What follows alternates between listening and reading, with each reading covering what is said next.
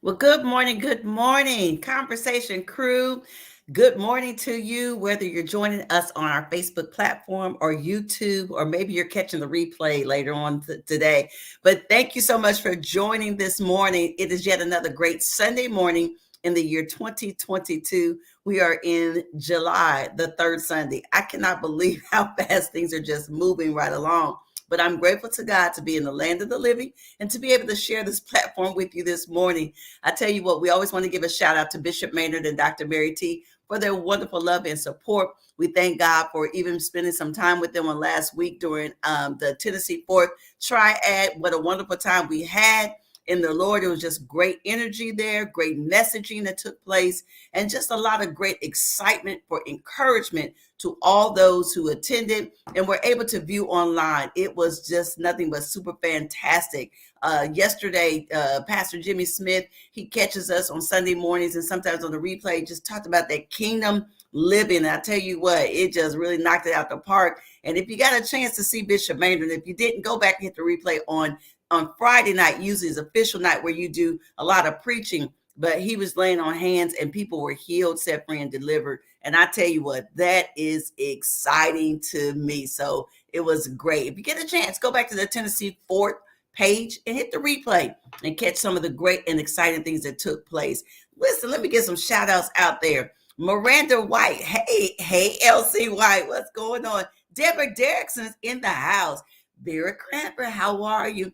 Hi, Dr. Perry, and thank you for welcoming me back. I'm glad to be back. Hey, Aunt Jama, how are you today? Hey, Blakely Morgan, my girl, how are you? Hey, Lady Carol, thank you so much for helping me last week, and God bless you. Sheila, hello. Hey, Constance.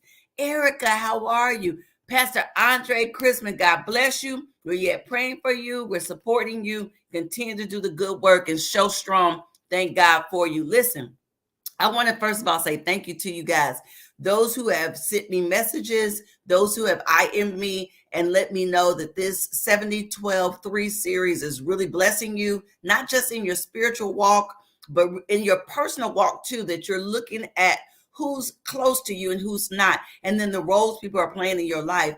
Listen, when God dropped this in my spirit to talk about it, I really didn't know how it was going to go. I just know that he told me to go there. So when you follow the Lord's leading and his guidance, it's going to be impacting. You just don't know how greatly it will impact others. And I'm so grateful that you all have been sharing that. So we're going to continue in with the next set, which is the 12. We talked about the 70. We picked that up and we talked about those people they're close to you, but you don't interact with them all the time. There may be people that don't come in your house, but you have influence over them. And so really one of the things that I want to emphasize is that you give them the message to carry out. And whatever experience that you have with that 70, that's what they're going to carry. Okay, so if it's good, it's good. If it's bad, it's bad. So, but you determine it. If I can't leave anything else from last week, you determine the message that you send out. While we were sitting in the session yesterday, Pastor Jimmy said that he talked about the quote unquote, the gospel is almost like gossiping. It comes from the same word. Gospel and gossip come from the same word. And so when you talk about that, you gossip the gospel. But if you're giving them other things to gossip about, that's what people are going to talk about. So you determine the message that that they take away from you. So if you give them something, that's what they're going to take, right? So you say, well, yeah, but some people make up stuff. That is true. Some people do make up something, but they usually pull something to make up something from. So whatever you give them, you can give them that information. Now, those people that you don't know, they may talk about you, or they may, hypothetically talk about you, or they may say things about you that they don't know or what they think. But that's why you need that 70 to go out and correct the message by giving them the truth for them to carry. So always give them the truth to carry. If we can put that down, always carry the truth. Give them the truth to carry. And whatever you give them, that's what they're going to carry. So, hey, Elder Vantries, how are you today? All right, so we're going to go to Matthew 10:1. It said 1 through 4, but we're actually going to go through Matthew 10. We're going to pick up the first verse. We're going to then go down to the 5th through the 10th verse. 5th through the 10th verse. And so we'll get that corrected. So it's just Matthew 1, and then we'll go down from 5 through 10 for you. And that's what we're going to talk about on today.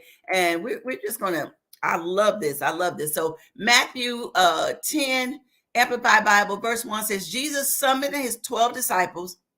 Here's the first thing, and gave them authority and power over unclean spirits to cast them out and to heal every kind of disease and every kind of sickness. I want to stop right there.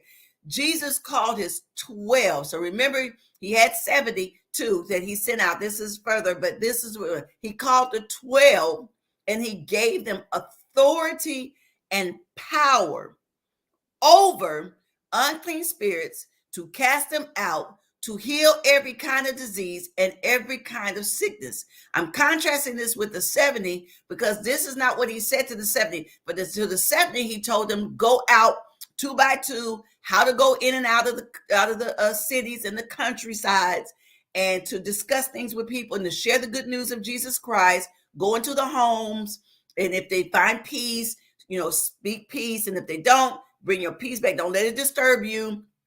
Finish eating and then leave. And if some people don't want to receive you, shake the dust off of them and keep it moving. But here he says with the 12, the first thing he said to them is he gave them authority and power over unclean spirits to cast them out, to heal every kind of diseases and every kind of sickness. Let me just say this to you. The people who are your 12, people that you're going to be spending time with, okay? These are people Jesus was going to be with.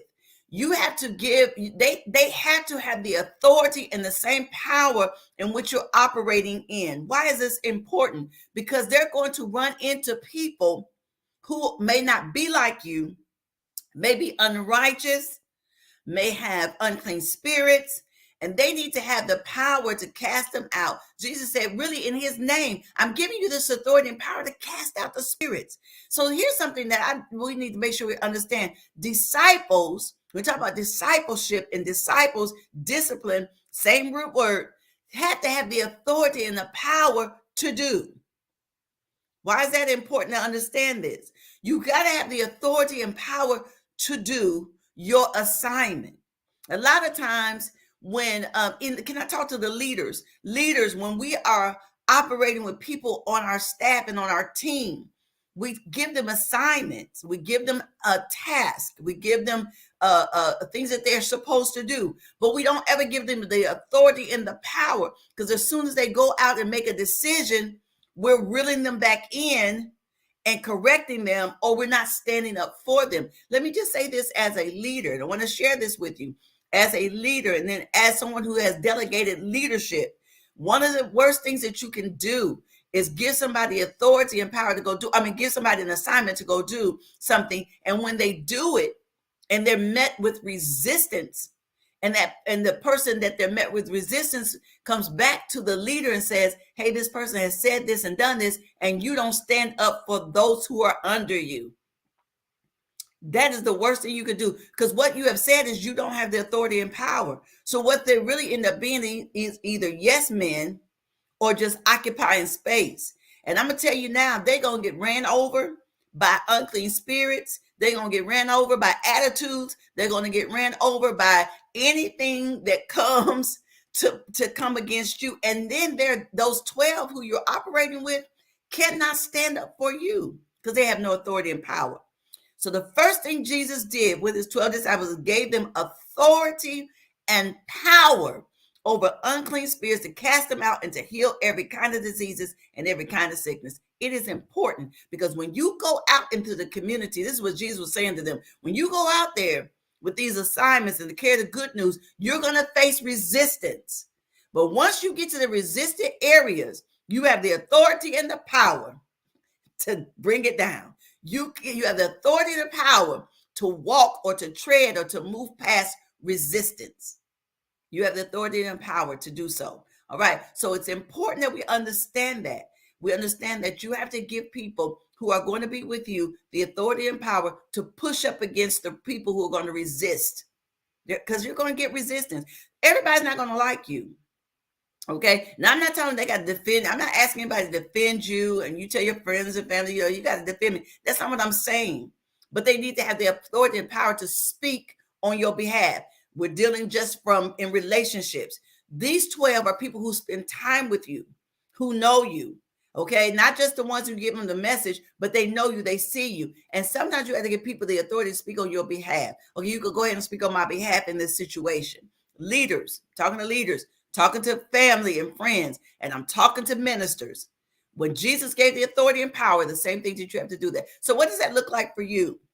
Let's just put a question out there, because sometimes I do all the talking, but let's put it out there. When you say you give somebody the authority or the power or the power to advocate on your behalf, okay, what does that look like to you? What does advocating on your behalf look like to you? That's a question I want to put out there. How does that look for you? And do you have a problem? Are you challenged with that, to have somebody advocate on your behalf? Is it a challenge for you? Sometimes people tell people they don't want them to advocate. What you say, hey, Scott, to give authority, you have to trust them. Come on, Scott Wallace. That is so true. You do have to trust them. And that means spending time with them. But the 12, hopefully by the time they get to that circle of 12, they've built up a relationship and some trust with you. But that's so true. That is so true. Let me get some more hellos out there while I'm talking to you all. If you could answer the question is, if you give someone authority and power to advocate on your behalf, what does that look like for you personally? And is it a challenge? Do you have a challenge with this? Hey, Elder Bantrice, how are you? Yvette Robinson's got in here. What's going on? Hey, Pastor Vincent Carter. Hey, Mary Ray, how are you? Hey, all right, TK's in the house. My Aunt Darlene, how are you today? Okay. All right. So, hey, Katrina Pfizer, how are you? Okay, let's put this. What does advocating on your behalf look like? And is it a challenge? All right. So TK says advocating looks like protection. I like that. Okay. So it's protecting you. It's making sure that people you have a barrier there. Somebody's protecting you. And not only just you, but protecting your name. How about that? Protecting your name as well. Hey, Helen Burns, how are you? Okay, wait a minute, Scott. I like to set up a trust fund. I believe love is like a bank account. I like that, Scott. So you setting up a trust fund with them. Okay, so that it's like a bank account, because you're gonna pull it in and you'll put some in and you're gonna pull some things out. I like that. Okay, I like that trust fund. So advocating just based off of TK says that it looks like protection, speaking on your behalf, speaking well of you.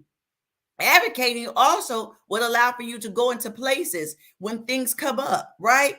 Okay, so if something comes up and you know that you need something done, you can trust, as Scott said, you could trust that person to do it.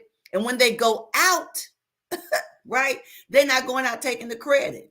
They're going out there saying, okay, yes, thank you, TK, for giving me this opportunity. I appreciate her building this relationship. Can I pause right there for a minute? Hey, Yvette Jones, can I pause right here? This is amazing to me. A lot of times you will be someone who's able to connect relationships, or maybe somebody has connected you with somebody and it's been for your betterment, or it's made you better. And it might even cause you to prosper or to increase your value or your revenue or your net worth. And so many times we don't give credit where credit is due. And that's the reason why relationships are getting broken. As Scott was talking about with the trust, I can't trust you. So I gave you I introduced you, not that you got to give praise. Again, you don't have to praise me and you don't have to praise that person, but you do need to acknowledge that individual who gave you the opportunity or introduced you to that person. At least acknowledge them. Sometimes that acknowledgement may come in the form of a monetary gift. Sometimes it's just talking about them in places that they couldn't get into. Sometimes it's making sure that when you give your testimony or you give your overview, that you do point back to them. Thank you, such and such, for introducing me to this person. It allowed for me to move forward, or it caused me to be better, or it gave me the opportunity to prosper. What's the harm in that, and acknowledging that?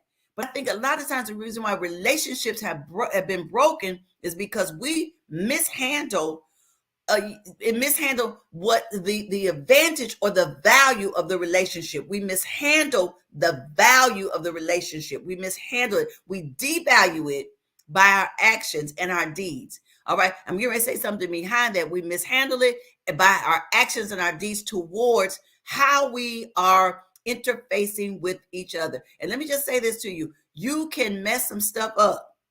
And you know what? And you may say, well, that's just how it is. It just is what it is. I hear people say it is what it is. It is what it is until you get down the road and you need that person, and that person's nowhere to be found because they kicked you to the curb. They moved you from your 12 to the 70. And some people been helping me out this week. Some of the people you have to move from your 12 to the 70. And then some folks you need to move from your 12 to the 5,000. You know, the folks that you was just feeding. You don't even know their names. They just, in the Bible says 5,000 men plus women and children. You may be a part of the 5,000 plus. So sometimes you have to move them over there. All right, let's see. Elder Van Tree said, I don't micromanage. I give a block of instructions and expect to be executed. If the person of delegation faces resistance, I make sure I give support to them and cover their six. That's very good. Now, see, he's Army. He's talking that military term, but that's good. See, if I have you in that position, I trust who you are. The person makes decisions that represent my belief and how I would do it. This is so true. And that's why we got to stand for them.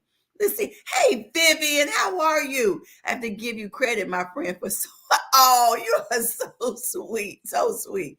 All right. Very, very. The persons I've given authority is trusted to support my vision and help to bring it to pass through the people and employees. This is so true. So true. It's comforting to know someone speaks in my best interest. Takithia Peter Carter is that person for me, my 1 to 12. That's so true. See, that's good, Brittany, because I know how you all interface with each other. And that's what you do. You speak on their behalf. Hey, I thank you, Vivian, for that. You have to. And if those persons, listen to this. If you have people in your inner circle, let me tell you that 12 in your inner circle, not intimate's the 3, but your inner circle, that you're always having to have conversation with them. Listen, don't do this, or, I don't need you to do that, or you don't trust them. And you say, well, yeah, I know them, because I used to do that. Well, at least I know them. Yeah, but if I don't trust them, they need to be moved from your 12 to your 70 at least. Okay, so there needs to be some repositioning of that individual. Because if I can't trust you to go out on my behalf and speak on my behalf, then listen, yeah, you can't be a part of the 12. I remember I had someone come back to me, and I thought they were part of my 12. And they came back and they said, listen, they were saying such and such about you. And, and I just told them, just be patient with you. You'll get to know Misha. No, I need you to do more than that. I need you to tell them that's not the Misha I know. See, I don't have a problem with that. I've had people come to me about people that I interface with, and they'll say that person's just mean, or that person's stuck up, or that person's this. I said, no, I don't know them like that. That's not the person I know. I don't know them like that. I've never seen that behavior. Well, maybe that's just how they are with you. Perhaps they are, and I would think that we're close enough that they can let their hair down with me. I don't know them like that. See, I don't have a problem with saying that. I don't know them like that.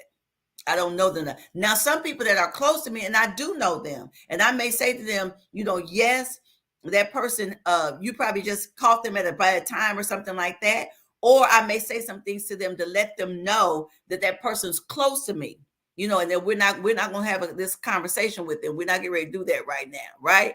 So that's what needs to have happened. All right. Okay. We're getting ready to go to the next scripture. Let's put this next scripture up here. Verse 5. Verse 5 says, Jesus sent out these 12, instructing them. Listen to the instructions for the 12 compared to the 70. Do not go among the Gentiles, and do not go into the city of the Samaritans, but rather go to the lost sheep of the house of Israel.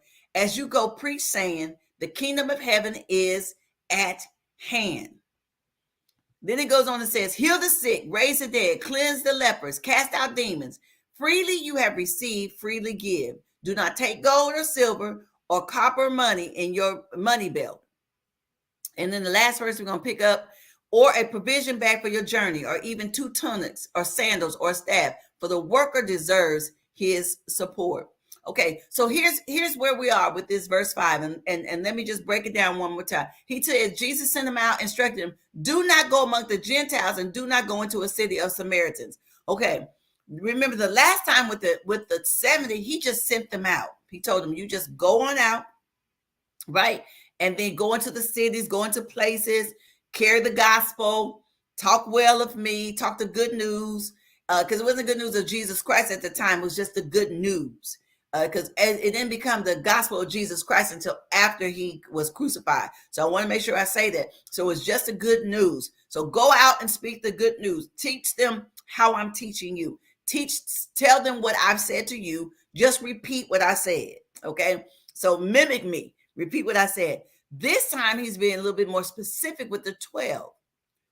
Why do you think that he was more specific with the 12? I want to put that question out there.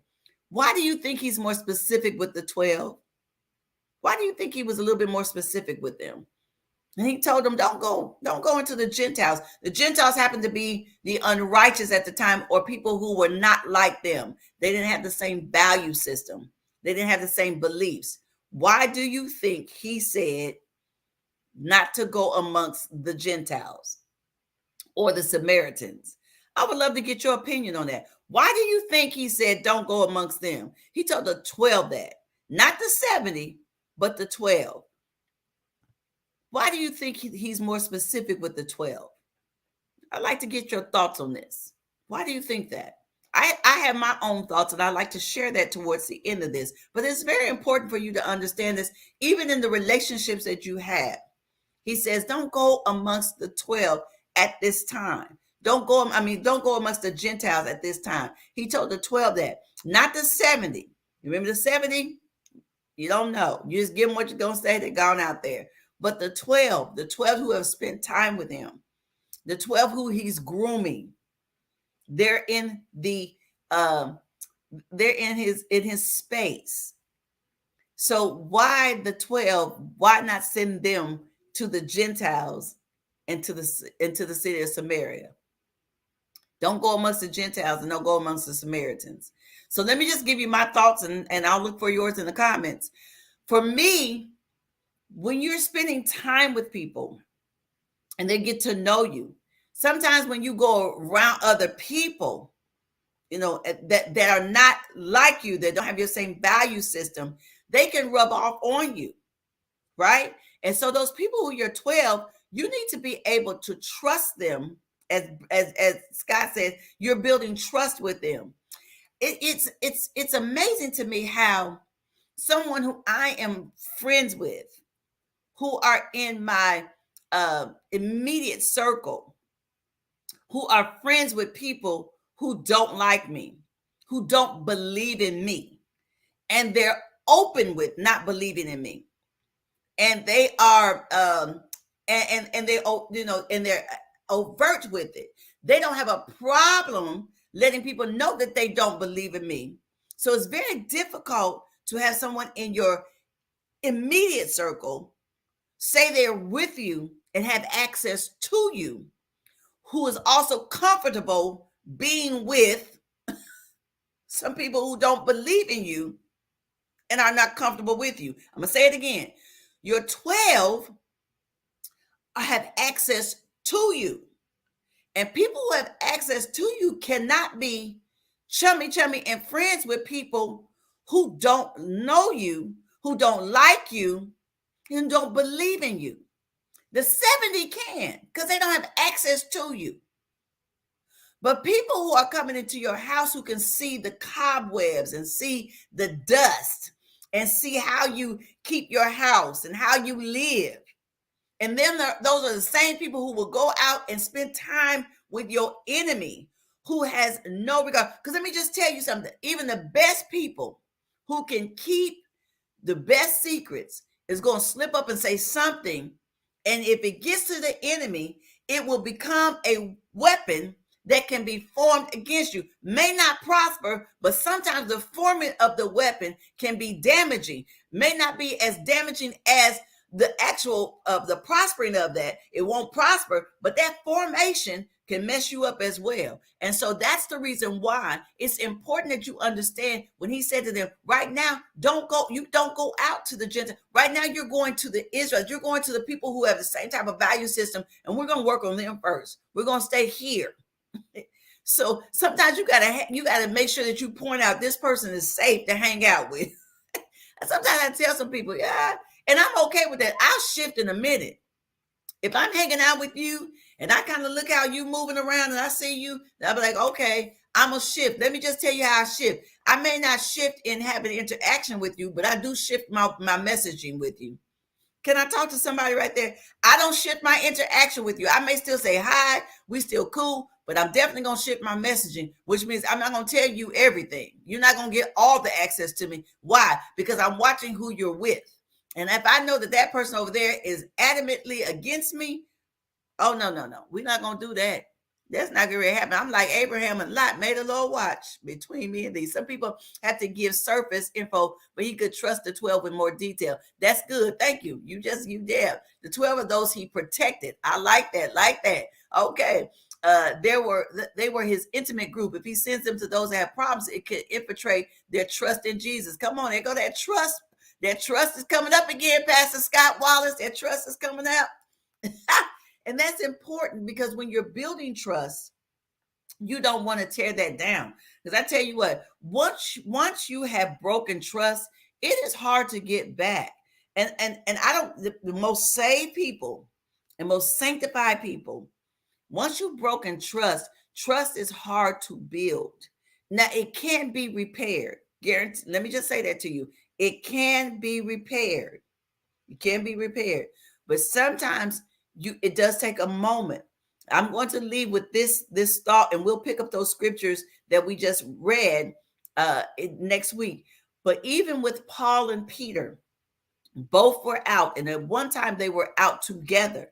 But Paul had to reposition Peter because Peter was acting one way with the Jews and another way with the Gentiles when he would go out.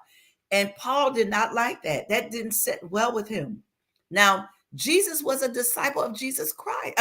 Peter was a disciple of Jesus Christ. But Paul realized that he could not afford to have someone who was operating in that way. So for that reason, he had to reposition Peter in his life. Now, that didn't mean that Peter wasn't still out ministering. Peter still ministered. Hear me when I say that. He still was doing what he was assigned to do. He just wasn't doing it with Paul. So it doesn't mean that person, if they offend you or they break the trust with you, is not a good person. People can be good people. Can I leave this with you? But they may not just be good to be in your 12. They're good people. They may not be good for your 12, which means that they may need to be repositioned to your 70 and may even need to be repositioned to your 5,000, which means you feed them when you need to. But they may not be someone who has access to you or who you interface with. You just need to know, check your 12. Check your 12. Those are the people that you spend time with. Remember, I said this to you a while back. Pick your phone up and just scroll through and look who you talk to on a regular basis. Just take the last 7 days and look at who you talk to on a regular basis. Who do you spend the most time with? And write those down, those 12. Now, you can't afford to say, of course, if you have a spouse or children that you talk to every day or siblings that you talk to every day, you may not include them when I say in the 12. You may pick 12 others that you talk to on a regular basis. And this is your homework assignment. And as you go through that and you scroll through those 12, check the character of those 12. Are those 12 people empowering you? Are those 12 people who believe in you? Are those the 12 people who support you? Are those 12 people who influence you and you influence? Do you believe in those 12? Do you believe in the God in them? Do you believe in their assignment and their talents and their skills and their ability? And then with those 12, who are they? Who are their 12? And if any of their 12 are someone who is anti you, doesn't believe in you, you may want to check your 12. You just may want to check it. Not saying that they're bad people. They're not. They're not bad people because they're of God, hopefully. but they may not be good for you. Good to be in that position. All right, let's listen. Sure, not getting everything out of me. Nobody else provide you with if you yield and listen. That's so funny. Thank you. Not good for me. All right, all right. Hey, Brenda, how are you? All right. So listen, I want to encourage you. That's your homework assignment. Look at your Facebook posts throughout the week. Excuse me, and the people look at your Facebook post. The assignment will come up again so that you will remember what we're looking for you to do. Is check your 12. Check their 12. Check your 12 and check your 12's 12 because you want to make sure. See, that's 144 folks that you got to almost look at and check out, right? Because you just want to make sure that 144, because that 144 is influencing you and you're influencing them, be it directly or indirectly, but it's there. So make sure that you check that. Listen, as you move throughout the rest of this week, just make sure that you're speaking positive things into the atmosphere. We are kingdom citizens, and we definitely want to make sure that God's will is done in this earth as it is in heaven. I want to remind you, stay on the Cathedral Praise page. 7:45, Pastor Jay will be with you. 7:45, check out Pastor Jay. And then at 10 o'clock, Cathedral Praise page at Nashville, Bishop Maynard will be there. At Cathedral Praise New Highway, we have a guest speaker, one of our family friends, Elder Bobby Green will be with our New Highway Church. We're excited about what God is doing in this place. We're very excited about that. I also want to share this last thing with you. We have t-shirts. The Lord has really empowered me and given me strength to do this. People ask me all the time, Misha, how do you keep going? How are you able to move forward in spite of the things that you're facing? And God gave me the message, pain, the purpose over pain. I need to reverse that. Purpose over pain campaign. It's the purpose over pain campaign. And it's a pre-order with your t-shirt, purpose over pain campaign. I'm going to take it down so that we can get it correct. The purpose over pain campaign. And this allows for you to order your t-shirt. Some of you have already done so. Thank you so much. Thank you so much. Let me just put it back up there because it gives the information. We need you to pre-order this by July 30th. July 30th. Purpose over pain t-shirt, July 30th. And we're going to ask you to wear them, take selfies in them or take photos in them, flood the Facebook page with them. The proceeds are going to a scholarship in my son, Savon Williams' name. We're already partnering with Western Kentucky University because that's where he graduated from. We want to give it to an African-American male so that they're able to benefit. We want to pay it forward. So Purpose Over Pain campaign, pre-order by July 30th, please. All the proceeds we're going to have available for you.